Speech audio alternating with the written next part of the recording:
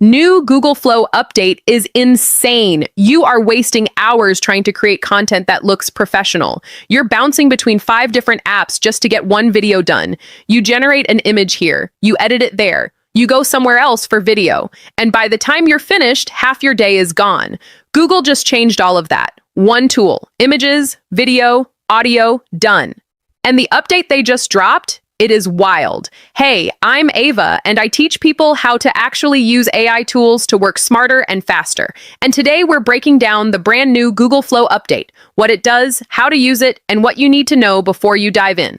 We're going to cover the new Nano Banana model, the ingredients to video feature with VO 3.1, the new asset grid, the Lasso editing tool, the 4K upscaling, and yes, there's some legal drama happening with this tool right now that you absolutely need to hear about. So let's get into it. First, if you haven't heard of Google Flow before, here's the quick version. Flow is Google's AI creative studio. It launched in May 2025, and it was originally focused on AI video generation using their VO models.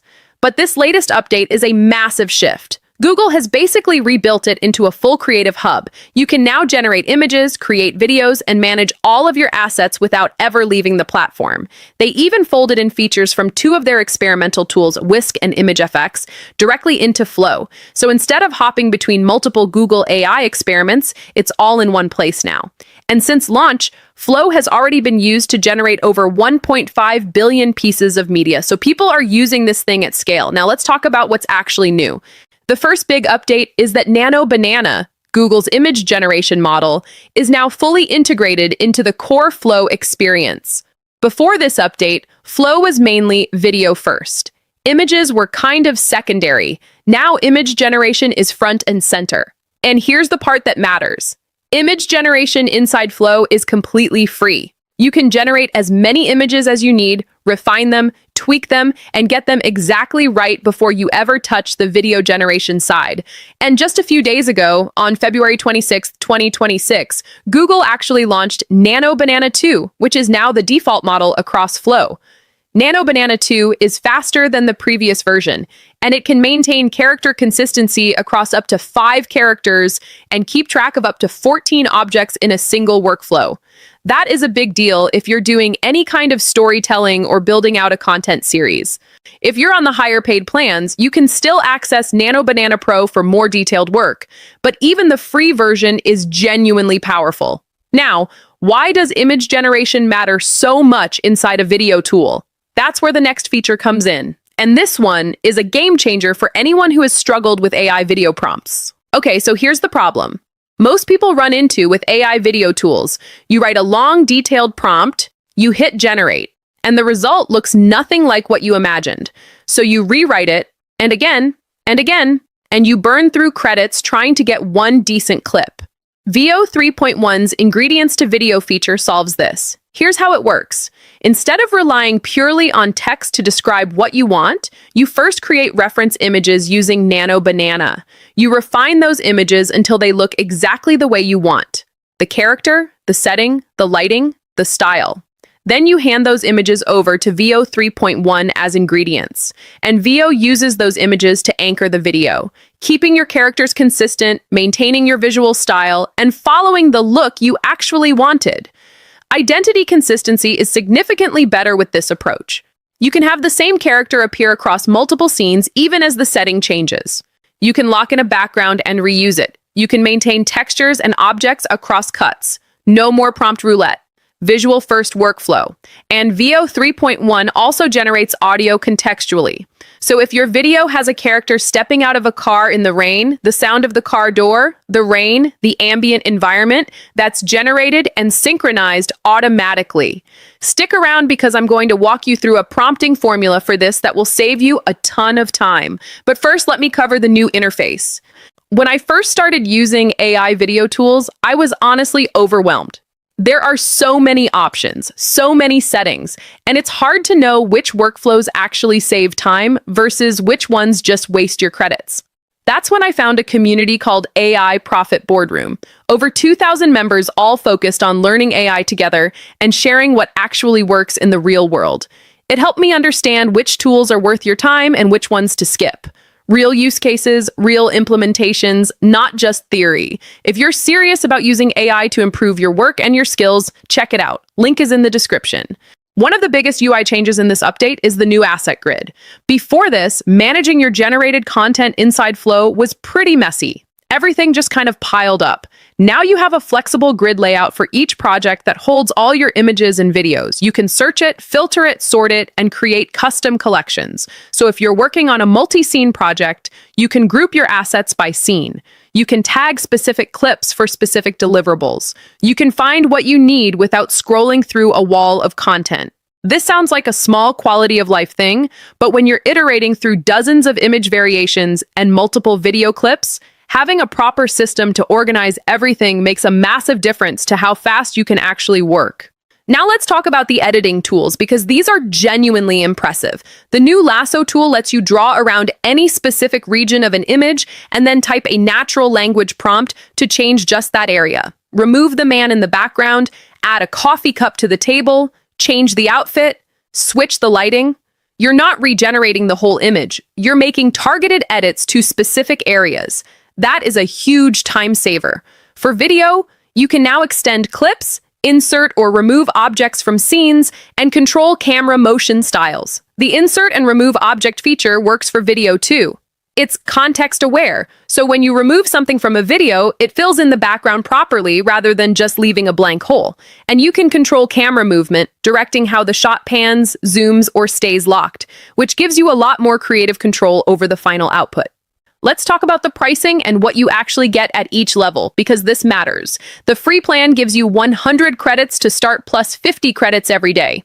You get access to Nano Banana Pro for images, VO 3.1 for video, all the core features including ingredients to video, frames to video, the insert and remove tools, and 2K image upscaling. That is a lot for free, honestly. The Google AI Pro plan is $19.99 a month and gives you 1,000 credits monthly, 1080p video upscaling, and the ability to top up credits if you run out. And the Google AI Ultra plan is $249.99 a month, though it's currently $124.99 per month for the first 3 months. And that gives you 25,000 credits monthly and 4K image and video upscaling. For most people starting out, the free tier is genuinely enough to explore and learn the tool, and Flow is now available in over 149 countries. One thing worth noting, every image and video generated through Flow is embedded with Google's Synth ID Watermark. It's imperceptible to the human eye, but it marks the content as AI generated. Google also has a verification tool in the Gemini app where you can upload a video and check if it was made with their AI. Okay. Here's the practical part, the prompting formula that actually works with the ingredients to video workflow. Step 1, generate your reference images first. Use Nano Banana to create the visual elements you want in your video. Your character, your environment, your style. Don't rush this step.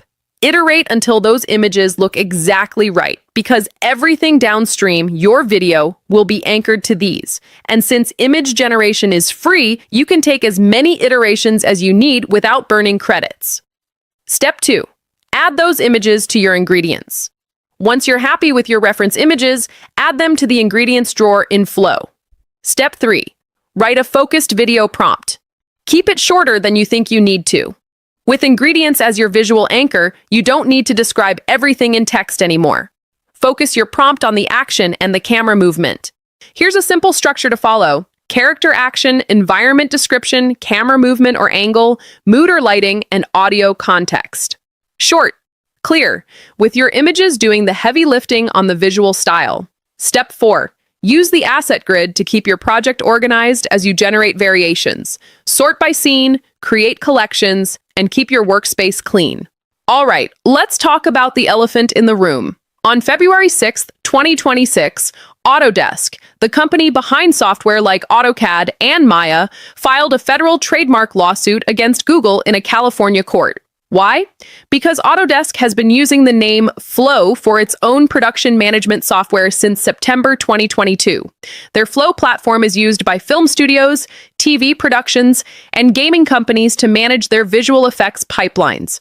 When Google launched their AI tool, also called Flow, in May 2025, targeting the exact same creative industry audience, Autodesk argued that caused consumer confusion. The lawsuit also alleges that Google had previously told Autodesk it would not commercialize the Flow name, and then filed a trademark application in the Kingdom of Tonga in the same month it launched the product.